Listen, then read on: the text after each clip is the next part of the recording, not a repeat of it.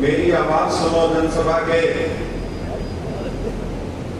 संदर्भ में आज बुलाई गई इस बैठक में हमारे सबके सम्मानित आदरणीय चौधरी वीरेंद्र सिंह जी,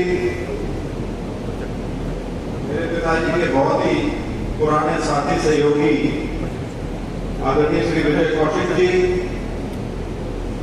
बरवाला के chairman Shri Ramesh ji, vice chairman Tarachand जी, बराबर से हमारे जिला परिषद के वाइस चेयरमैन श्री समंदर जी, उकलाना से 2 बार पूर्व में चुनाव लड़ चुकी हमारी बड़ी वरिष्ठ नेत्री श्रीमती सीमा गैविपुर जी, नागौर से चेयरमैन श्री महावीर शर्मा जी, बहुत ही जुझारू अपने स्टूडेंट लाइफ के दिनों से राजनीति से जुड़े हुए श्री उदयवीर पूनिया जी, मेरे पिताजी के बड़े पुराने सहयोगी श्री राजवीर वर्मा जी, सम्मानित श्री कटार वाल्मीकि जी, झांसी से एक्स चेयरमैन श्री रामचंद्र यादव जी, भाई डॉक्टर देशराज जी, वाणी खेड़ा से हमारे साथी श्री सुरेश ओड जी, हमारे जिला पार्षद श्री मोदी मालिया जी, प्रभुवाला से हमारे बीच में आए कॉमरेड बलवीर जी, डॉक्टर नरेंद्र सहरावत जी, किरोड़ी जी, उपस्थित सभी मेरे सम्मानित चौधरी वीरेंद्र सिंह के साथी गण, मैं बात शुरू करना चाहूंगा जो पंडित सुरेश जी ने अपने प्रवाह में जोश में जो एक बात हुई कि चौधरी साहब बहुत होली ईमानदारी अब छोड़ दो। मुझे इससे एक वाक्य याद आता है कि जब महाभारत में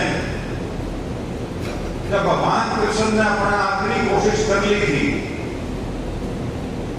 और वो दुर्योधन को मनाने की ये लड़ाई ना करो ये सब के लिए घातक हो गई, दुर्योधन था कि उसको तो कहा मानना था, तो जब वो बाहर जा रहे थे वापस तो उन्होंने चलते चलते कर्ण को कहा कि कर्ण तुम मेरे साथ आओ। क्या सीमा थी? हस्तिनापुर की जो सीमा है, हस्तिनापुर की सीमा तक तो मेरे को रवानगी मेरी करके आ, तो कर्ण के साथ गया और हाँ जब सब लोग पीछे रह गए तो वो रथ रोका और उससे दोनों उतरे और कर्ण ने उनसे कहा प्रभु कुछ है जो आप मेरे को कहना चाहते हो, आप मेरे को सिर्फ इसलिए तो नहीं लाए कि मेरे को तो सीमा तक छोड़ गया। तो उन्होंने कहा तब वो ये वाक्य इसलिए है कि तब श्री कृष्ण जी ने कर्ण को बताया कि तू है कौन, कि तू कुंती का सबसे बड़ा बेटा है, तो इन 5 पांडवों का सबसे बड़ा भाई है और सिर्फ तेरे आश्रय दुर्योधन इस लड़ाई को करने की हिम्मत रख रहा है और तेरे भाई तेरे को सर आंखों में बिठा के रखेंगे, तू राजा जो है वो युधिष्ठिर थी, तू बनेगा क्योंकि तू सबसे बड़ा भाई है उनका। और मैं तो इसी संदेश के साथ आया हूं कि ये जो पूरा इतना बड़ा युद्ध जो होने जा रहा है जिसमें दुनिया का विनाश होगा, सिर्फ जो अगर अपने भाइयों के साथ आ जाए और वो जो राजनीति है वो संभाल ले तो इतनी बड़ी आपदा खत्म हो जाएगी और तो पूरी जिंदगी राजा रहेगा। तो कर्ण ने जवाब ये दिया था कि बहुत छोटी सी जिंदगी होती है और इसमें जो आदमी कमाता है वही उसके जाने के बाद हमेशा के लिए याद रखा जाता है। चौधरी वीरेंद्र सिंह की इकलौती कमाई जो है वो ईमानदारी की है, जिसके नाम से पहचान है, जिसके नाम से साथी आज जुड़े हैं, जिसने याद छोड़ दी तो मरे बराबर काम है, उसके बाद कुछ नहीं बचता। राजमार्ग में तो बहुत लोग आते हैं, बहुत लोग चले जाते हैं, लेकिन याद सिर्फ वही किया जाता है जो अपने मूल्यों पे कहीं ना कहीं किसी प्रलोभन में आके या किसी लालच में आके अपनी एक जो जमा पूंजी है उसको यदि छोड़ दे, लोगों के बीच में जो एक विश्वास का एक भाव जो होता है वो जिस चीज से बना होता है वो यदि छूट जाए तो फिर कुछ नहीं रहता। तो मैं इसीलिए मैंने सोचा कि मैं इस बात का उल्लेख आपके सामने जरूर करूं, क्योंकि अब जैसे कामरेड साहब मैं तो नहीं जानता था कुछ साल पहले तक, लेकिन फिर पिताजी ने मेरे को बताया कि ये मेरे बहुत पुराने साथी हैं और ये बड़े जुझारू हो, वैसे कामरेड तो सारे जुझारू हैं बड़े जुझारू कामरेड रहे हैं। और शैलजा जी के गांव से इनका, शैलजा जी के गांव में प्रभु वाला जी आते हैं। तो इस तरह के जो साथी जो इतने सालों से जुड़े हुए हैं, मैं विजय कौशिक जी को जानता हूँ सही मायने में सन 89 के चुनाव से, क्योंकि मैं खुद भी मैं बच्चा ही था, कॉलेज में पढ़ता था, मैं तो राजनीति की कोई लंबी थोड़ी समझ में नहीं थी। लेकिन 89 का वो चुनाव था जिसमें हरियाणा में पहली बार चुनावी हिंसा हुई। उसके कुछ कारण रहे थे। एक अजीब किस्म का तबका था जो राजनीति में नया नया आया था, और उनका मकसद ही ये था कि अराजकता फैलाई जा सके, लोगों में भय बढ़ाया जा सके। तो मैं इनको तब से जानता हूँ। उस समय जवान होते थे, बाल भी काले होते थे, अब सफेद भी ऐसे सफेद हो गए, यूं नहीं लगता कि कभी काले भी रहे होंगे। लेकिन ये सब इसलिए मैं जिक्र कर रहा हूँ कि ये उस समय से साथ जुड़े हुए हैं और हमेशा से साथ रहे हैं। जैसा समय आया हो, अच्छा आया हो, बुरा आया हो, किसी को कोई निजी तौर पे या राजनीतिक तौर पे लाभ हुआ हो, नहीं हुआ हो, सुख में दुख में हमेशा साथ खड़े रहे हैं। और आज के जो लोग यहाँ पे आप सब आए हैं, इसमें ऐसे लोगों की संख्या का बहुतायत है जिनकी चॉइस आपके प्रति जो निष्ठा है वो बहुत लंबे समय की है और आत्मिक है, दिल से है। ऐसे नहीं है कि ऊपरी ऊपरी कोई सीधा करने वाली के कारण की वजह से हो। तो ये जो 2 अक्टूबर का जो कार्यक्रम है, विजय कौशिक जी ने भी जिक्र किया और उन्होंने भी शायद जिक्र किया कि देखो बड़ी ईमानदारी की बात है, किसी भी राजनेता का अगर कार्यक्रम है, इतना ही कहते रहो गैर राजनीतिक है, गैर राजनीतिक, गैर राजनीतिक कुछ नहीं होता। सार्वजनिक कार्यक्रम यदि हो रहा है तो उसका बहुत बड़ा राजनीतिक मायने होता है, ऐसे ही कोई अपना सब कुछ उसके अंदर नहीं जोड़ता। तो इस बारे में एक कहने की बात कुछ और होती है, लेकिन असली चीज जो है वो आप सब समझते हो।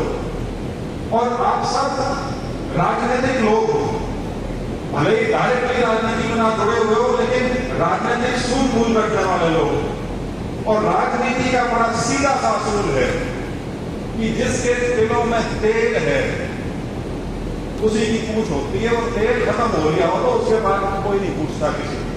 और ये जो बात मैं कह रहा हूं, ये इसका हिंदी में, शुद्ध हिंदी में इस्तेमाल करो शब्द को, शक्ति प्रदर्शन बोलते हैं उसको, शक्ति प्रदर्शन। तो भैया शक्ति प्रदर्शन जो है, जब पार्टी के अंदर का हो, जब पार्टी के बाहर का हो, जब तक अपनी शक्ति का प्रदर्शन नहीं करता कोई, तो उस शक्ति की पहचान कोई नहीं करता। तो सिर्फ अपने अंदर बैठ के और ये मान लेना, राजनीतिक गोटियां सेट कर लेना, उससे राजनीति नहीं होती। राजनीति में हमेशा नीचे उतरना पड़ता है, लोगों के बीच में जाना पड़ता है। और इसीलिए मैंने कहा कि ये जो 2 अक्टूबर का जो प्रोग्राम है, ये अपने आप को जो एक हैसियत है उसके अनुसार सशक्तिकरण जो हो सके, ये उसके लिए उठाया गया एक कदम है। तो इस संदर्भ में आज आप सब साथी जो हैं इनके बीच, आपके बीच सब आए हैं, 14 साल आपको उद्बोधन करेंगे। मैं उसमें ज्यादा लंबा तो नहीं खींचना चाहूंगा, क्योंकि ये जरूर है कि लोकतंत्र में असली पैमाना तो इलेक्शन का होता है, लेकिन इलेक्शन एक है अंतिम, लेकिन उसके बीच का जो समय है, 4 साल का, 5 साल का जो भी समय है, वो समय में आप किस प्रकार से अपने आप को राजनीतिक रूप से आप अपने आप को मजबूत रख सकते हो, किस प्रकार से जिंदा रख सकते हो, उसमें बहुत बड़ी भूमिका, बहुत बड़ी क्या, सबसे बड़ी भूमिका जो है वो लोगों की होती है, वो साथियों की होती है, जो साथ उनके साथ आगे बढ़े उसी से होती है। तो मेरा आप लोगों से यही अनुरोध है कि जो 2 तारीख का आयोजन है, उसमें आप सभी अपने भरपूर प्रयास से ज्यादा लोगों को उस कार्यक्रम में लाएं। वहां पे बहुत से बुद्धिजीवी भी आएंगे, विचारक भी आएंगे, नेतागण भी आएंगे, अपने विचार व्यक्त करेंगे, कोई नई दिशा है उसकी तरफ देखेंगे, दिशा से मेरा मतलब वो नहीं, आप सब समझ रहे हो। दिशा से मेरा मतलब है कि जो समस्याएं हैं जो प्रदेश को ग्रस्त करती हैं, जो देश को ग्रस्त करती हैं, उसके बारे में क्या सोच रखी जा सके, किस प्रकार से उसको आगे बढ़ाया जा सके, कोई नई चीज लाई जा सके, वो सारी चीजें उसके अंदर उनके ऊपर विचार होगा। लोग अपना मत आपके सामने रखेंगे। और ये मैं जरूर कहना चाहूंगा कि किसी भाई को संसाधन की चिंता करने की जरूरत नहीं है, लेकिन ईमानदारी से आप लोग अपने इलाके से, अपने गांव गोहान से, अपने परिवार से, जिसके हिसाब से आप जितना भी आपका सामर्थ्य है लोगों को जोड़ने में, लोगों को जुटाने में और मौके पे लाने में, उसमें आप अपना पूरा साथ दें, पूरा सहयोग दें। समय सारा ही 15 दिन का बचा है और उस 15 दिन में जहां तक मेरा सवाल है 5 दिन का तो सेशन शुरू हो रहा है कल से, तो आप सबको ये अपनी जिम्मेवारी मान के, अपने आप को वीरेंद्र सिंह मान के इस 2 अक्टूबर का जो आयोजन है उसको कामयाब करने के लिए और अपना एक जो वजूद है उस वजूद को, उस पहचान को मजबूती के साथ सबके सामने पेश करने का ये मौका हमारे लिए रहेगा। तो इन्हीं शब्दों के साथ मैं आप सबका बहुत आभारी हूँ जो आप यहाँ आयोजन किया, आप सबको निजी तौर पे यहाँ पे आमंत्रित किया, उन सब का भी मैं बहुत आभार व्यक्त करता हूँ। और विशेष आभार चौधरी वीरेंद्र सिंह जी का जो आज हमारे बीच में आए हैं और 2 तारीख का जो भी कार्यक्रम है उसके बारे में पूरी विस्तार से वो आपके सामने अपना मत रखेंगे। इन्हीं शब्दों के साथ आपका बहुत बहुत आभार, धन्यवाद। साथी यहाँ हमारे निमंत्रण पे, हमारे आग्रह पे आप यहाँ आए हैं, सबसे पहले तो मैं आपका धन्यवाद करता हूँ कि आपने हमारे निमंत्रण को स्वीकार करके यहाँ आने का कष्ट किया और कुछ देरी से भी मैं आया, उसके लिए आपसे माफी भी चाहूंगा। पंचायती भी सभी साथी बैठे हैं और मेरे सामने भी बहुत से ऐसे साथी हैं जो लंबे समय से लेके और मैं ये कहूँ कि मेरा राजनीतिक जीवन 1972 में पहला चुनाव मैंने लड़ा था, तो 51 साल का मेरा चुनावी राजनीतिक जीवन। वैसे तो उससे पहले भी मैं राजनीति की सोच रखता था और उसी सोच का कारण है कि पिठपड़ा गांव और सूर्यवाड़ा ये 2 गांव उस समय दरवाड़ा हल्के में होते थे। उसके बाद में वो आपके हिसार जिला में चले गए, उससे पहले उठाड़ा हल्के में भी थे और आज बहुत से साथी मुझे वहां से मिले। वरना एक तो नंबर 1 बात तो है कि 51 साल कोई राजनीति में जिए नहीं सकता, जीवेगा तो चाले नहीं जाओगा, चाले जाओगा तो दिखेगा नहीं, दिखेगा नहीं, दिखण में लग जाएगा तो सुनेगा नहीं और दांत दूध तो सारे साफ हो जाए। लेकिन मेरी ये चारों बातों चीज ठीक है। दूसरी बात यह है कि वैसे तो रिटायरमेंट हरियाणा सरकार और 58 साल की उम्र में हो जाए कर्मचारियों की, अफसरों की, और भारत सरकार हो तो 60 साल, तो मेरी उम्र होगी 77 साल। रिटायर होगी हरियाणा में होता तो 19 साल हो जाते और भारत सरकार में होता तो 17 साल हो जाते। लेकिन राजनीति में रिटायरमेंट कोई नहीं है। लेकिन राजनीति में अगर कोई सिद्धांतों को, उसूलों को, मान्यताओं को, नैतिकता को, इन बातों को लेकर चले तो राजनीति साफ सुथरी भी हो सकती है। मैं इसलिए कह रहा हूं ये बात कि जब मैंने ये सोचा कि मैं 50 साल हो जाएंगे 2022 में राजनीति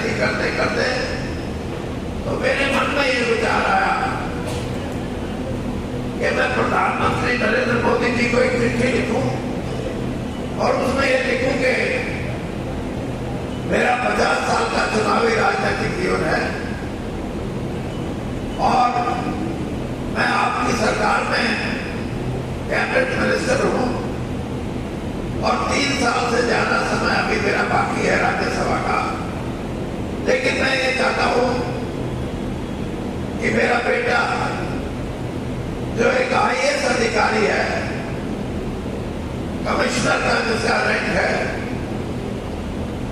और जो सारे देश में IAS का जब एग्जाम होता है तो 6 से 7 लाख आदमी बैठते हैं, छटते छटते आखिर में 350-400 बढ़ते हैं। उनमें इसका सारे ऊपर से 9वां नंबर आया है। मैं ये चाहता हूं कि राजनीति में आए, इसलिए नहीं कि वीरेंद्र सिंह का बेटा है, नहीं, मेरे मन में एक विचार था और वो विचार ये था कि मेरे नाना दीपक छोटू राम जी ने जो कमेरे वर्ग के लिए और किसान के लिए एक लड़ाई शुरू करी थी, उस लड़ाई का भी अंत नहीं हुआ है। वो लड़ाई अब भी किसान लड़ता है, अब भी कमेरा वर्ग लड़ता है। मेरी उम्र ये नहीं है कि मैं इस लड़ाई को आगे किसान और कमेरे वर्ग के लिए लड़ सकूं। मैं ये चाहता हूं कि मेरा बेटा राजनीति में आएगा तो इस लड़ाई को और आगे ले जाएगा, ताकि आर्थिक रुपए पैसे की दुनिया में इस कमेरे का भी हिस्सा हो, इस गरीब का जो दिहाड़ीदार मजदूर है उसका भी हिस्सा हो, और ये किसान जो खेती करता है लेकिन उसको खेती का मिलता नहीं है कुछ भी, इसकी लड़ाई भी अभी लड़नी बाकी। अब ये MP साहब आपका कह रहा था कि भाई कोई कुछ कह रहा हो, ये लड़ाई तो राजनीतिक है ना। मेरी मतलब मैं ये सारी बात से सहमत नहीं। मैं ये बात इसलिए कह रहा हूं कि अगर राजनीतिक लड़ाई करनी हो तो फिर दूसरी पार्टियों को गाड़ दो, बुरा भला कहो, और अपनी पार्टी में कहो कि इस पर की तो सही दुनिया में कुछ नहीं। मैं ये बात नहीं करता, मैं इससे ऊपर उठ के बात करता हूं, और ऊपर उठ के इसलिए करता हूं कि राजनीति से ऊपर भी कुछ सोच है। गरीब और अमीर ने नहीं बांटा, जिसने जन्म दिया है पृथ्वी पे आने का, उसके सबके हक, सबके अधिकार बराबर होने चाहिए। लड़ाई इस बात की, और इस लड़ाई को लड़ने का राजनीति से ऊपर उठ के तरीका है। और इसीलिए हमने जीत में जो 2 अक्टूबर को इकट्ठा होना है उसका नाम भी रखा मेरी आवाज सुनो। कहीं क्योंकि अभी तो वीरेंद्र सिंह अपनी आवाज सुनाना चाहता, मैंने कहा ना मैं उनकी आवाज सुनाना चाहता हूं जो 76 साल हो गए देश को आजाद हुए, आज भी कई बीमारियां ऐसी हैं जिनका इलाज नहीं हुआ। किसी की भी सरकार रही हो, कांग्रेस ने भी 50-55 साल राज किया, 10 साल भारतीय जनता पार्टी का राज है, 5 साल देवगौड़ा और दूसरी सरकारों का राज रहा, लेकिन गरीबी नहीं मिटी है, बेरोजगारी नहीं मिटी है, भूख नहीं मिटी है, और भ्रष्टाचार नहीं मिटा है। किसान की हालत भी वही है और गरीब की हालत भी वही है। गरीब की हालत की व्याख्या करो तो आपको भी ये आएगा कि कब इस गरीब का भी मन में ये बात आएगी कि मेरे पे पैसे ये खूब तगड़े हो रहे हैं। आज भी वो तरसता है अच्छी चीजों के लिए, अच्छे घर के लिए, अच्छे कपड़ों के लिए, अच्छे खाने के लिए, अपने बच्चों को अच्छी पढ़ाई कराने के लिए। अपने बूढ़े माँ बाप, दादा दादी अगर बीमार हो जाए तो बड़े से बड़े डॉक्टर को मिलने की उसकी पहुंच नहीं है, क्योंकि उसकी डॉक्टर की फीस इतनी है कि हमने उसमें 3 तस्वीरें रखी हैं। जब मेरी आवाज सुनोगी और वो आवाज लोगों की आवाज, कई तो पार्टी से करते नहीं बोलते तो पार्टी वाले लोग अरे तू के बोलना है कई जो सोचते करे पुलिस का मुकदमा पड़ते कई जो सोचते आगे और फलाना एमएलए रोज देगा या बात तो मैंने कहनी है कि कभी आवाज से नहीं गए तो जो कहेंगे मेरा नाम ना दिया। लेकिन मैं ये कहता हूँ कि इन बीमारियों का नया इलाज तलाश करना है भाई।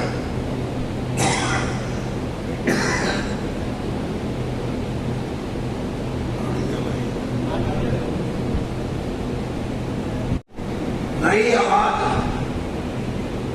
पार्टी के गठ बदल में लेके नहीं होता। नई आवाज के लिए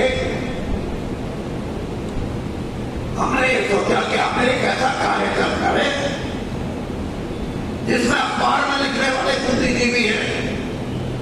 कोई गरीब के लिए लिखता है, कोई किसान के लिए लिखता है, कोई उद्योगपति के लिए लिखता है, कुछ सरकार के लिए लिखते हैं, सरकार के विरोध में लिखते हैं, देश की अंतर्राष्ट्रीय नीति पे लिखते हैं, देश की आर्थिक अवस्था पे लिखते हैं। ऐसे आदमियों को बुलाएंगे वहां, उनसे भी कहेंगे कि अखबार में तो मेरे कितने पढ़ेंगे, इतने आ रहे, इन्हें सुनाओ अपनी बात। वो किसी राजनीतिक कार्यक्रम में नहीं आते, बोलेगा भाई हमने तो कोई न्यायालय बुलाता हूं, मगर न्यायालय बिल्कुल। और इसीलिए 3 फोटो रखे हैं वहां में, जैसे बताया ये वीरेंद्र किरोड़ी ने कि महात्मा गांधी और लाल बहादुर शास्त्री। महात्मा गांधी तो 20वीं सदी के सबसे बड़े, दुनिया के सबसे बड़े नेता हुए, उससे बड़ा कोई नेता हुआ नहीं। उस दिन उनका जन्मदिन और इस देश के ईमानदार प्रधानमंत्री का जन्मदिन लाल बहादुर शास्त्री का। 2 महापुरुषों का जन्मदिन है।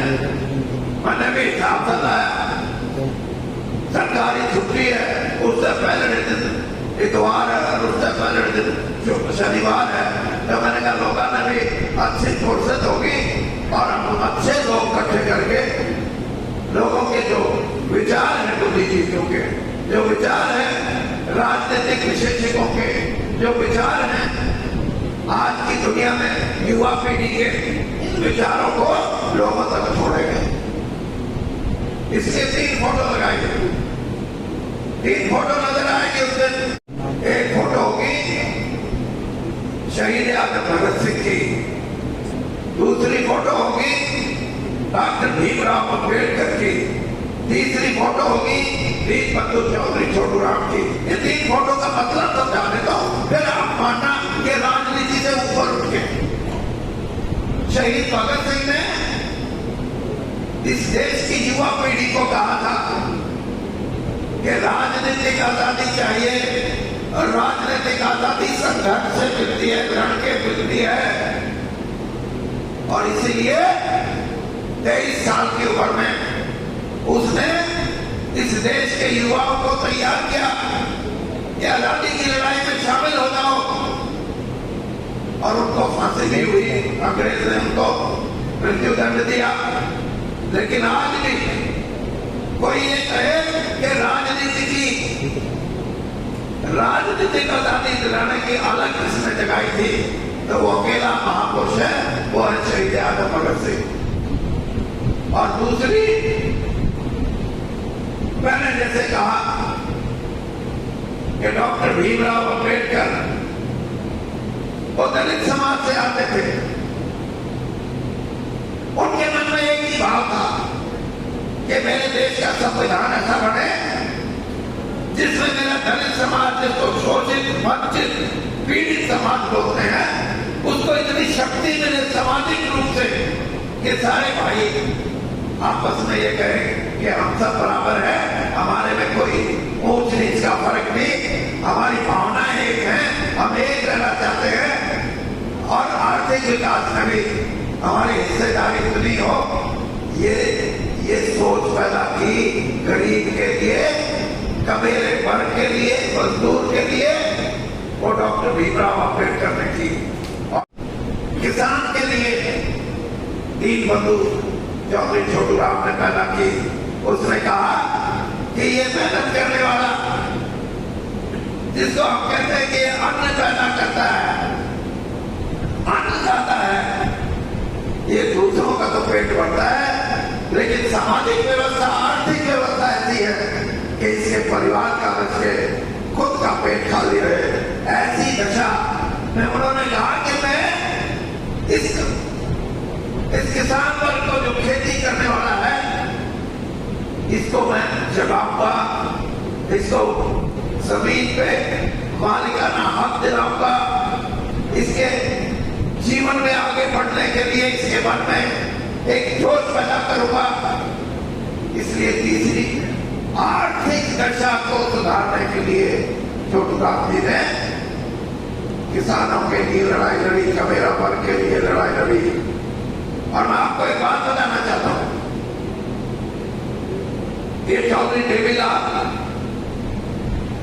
जब छोटू राम जी लड़ाई लड़ रहे थे किसान की आर्थिक अवस्था को सुधारने के लिए, तो देवीलाल जी उस समय कांग्रेस में थे और छोटू राम जी का विरोध भी करते थे।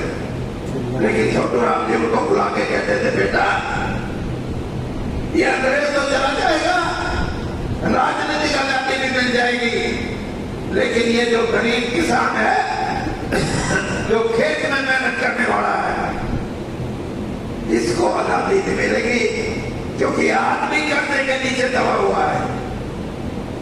और आज भी ऐसी हालत है। आज साहूकार का कर्जा तो पहले तो सिर्फ साहूकार का होता था, आज किसान के ऊपर बैंक का कर्जा भी है। और किसी का रिश्तेदार तगड़ा हो तो किसान रिश्तेदारी से भी पैसे ले लेता है, लेकिन का पड़ता न साहूकार का पड़ता न रिश्तेदार का पड़ता।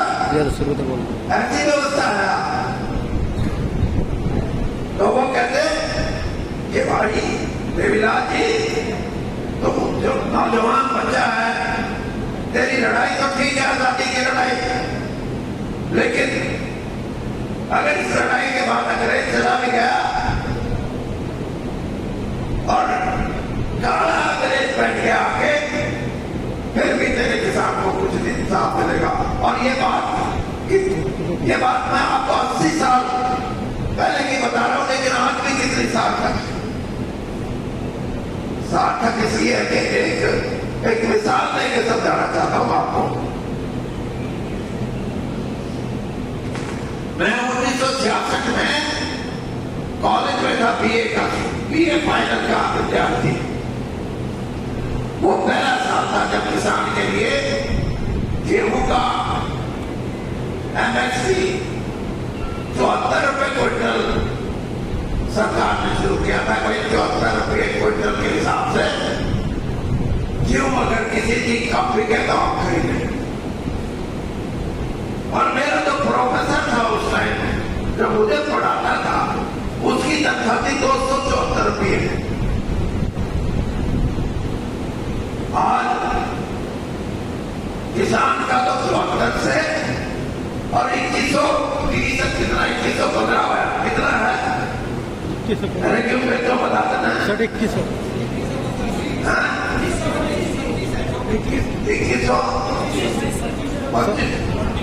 हाँ 2125। उसको देखो कितना गुना पड़ा, 74 से 2125 19 गुना हमने पढ़ा 57-58 साल में। और मेरा जो प्रोफेसर है जो 274 रुपये बिना लेता था, कोई प्रोफेसर तो रुचि मत वही छोटे को, जो मेरा प्रोफेसर 274 रुपये बिना लेता था, उसकी तनख्वाह 1.25 लाख से 1.5 लाख के बीच में, उसको तो 60 गुना की वृद्धि। और इस किसान को 19 की, इससे बड़ा अन्याय आप भी अन्याय है। और यही लड़ाई है। इसी लड़ाई को कैसे लड़ा जा सकता है, कैसे गरीब और कमेरे वर्ग की लड़ाई लड़ी जा सकती है, जो डॉक्टर भीमराव अम्बेडकर ने बताया था। और राजनीतिक आजादी भी, कैसी राजनीतिक आजादी, हमारे ऊपर कोई अंकुश लगाए, ये राजनीतिक आजादी नहीं। राजनीतिक आजादी विचारों की स्वतंत्रता, किसी को गाली गलौज करके किसी की भर्त्सना नहीं करनी चाहिए, लेकिन पाप को पाप कहने की ताकत होनी चाहिए, झूठ को झूठ कहने की ताकत होनी चाहिए, भ्रष्ट आदमी को,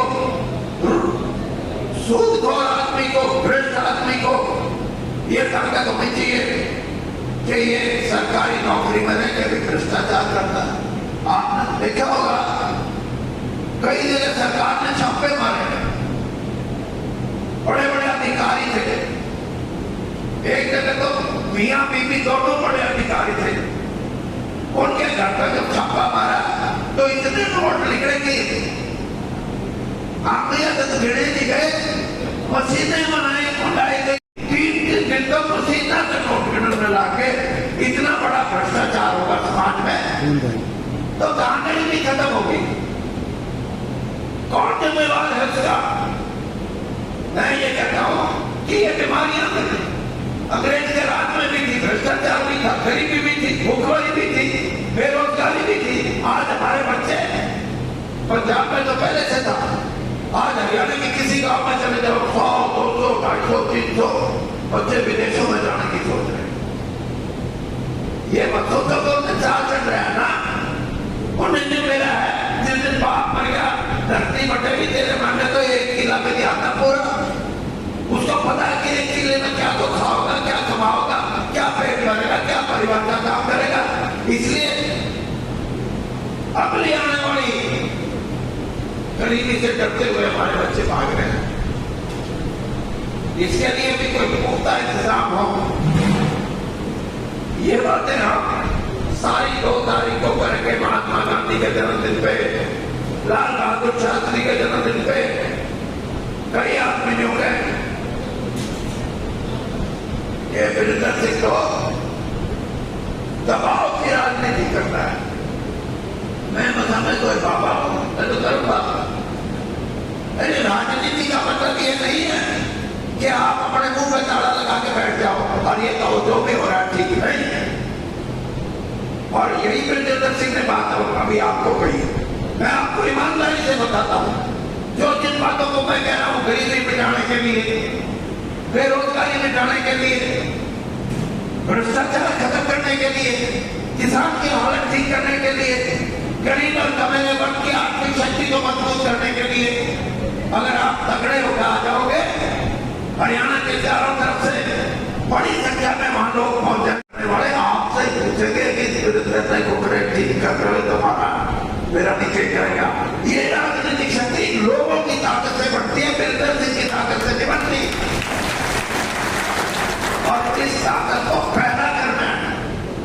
मैं ईमानदारी से कहता हूं, कम से कम 30-25-30 ऐसे साथी हम मैदान में उतारेंगे, राजनीतिक मैदान में, जिनके लोग ये कहते हैं भाई ये चीज ये भाई आ गया राजनीति में तो ठगी नहीं करेगा।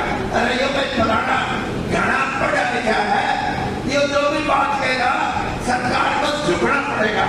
ऐसे आदमी राजनीति के हरियाणा के अंदर आएंगे तो हरियाणा की राजनीति में एक नया रूप आएगा, एक नई सोच पैदा होगी और गरीब की और किसान की हालत को और तगड़ा करने के लिए एक नई ताकत मिलेगी।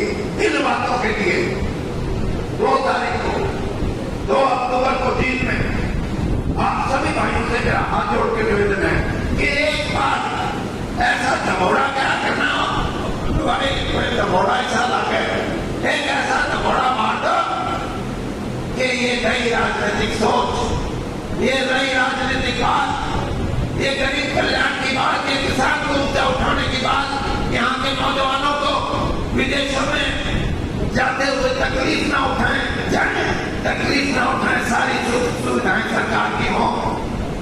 यहाँ महिलाओं पे बढ़ते आरोप, आपराधिक मामले, ये सारे के सारे इस बात का है कि आप जितना तगड़ा होगे समाज उतना अच्छा होगा।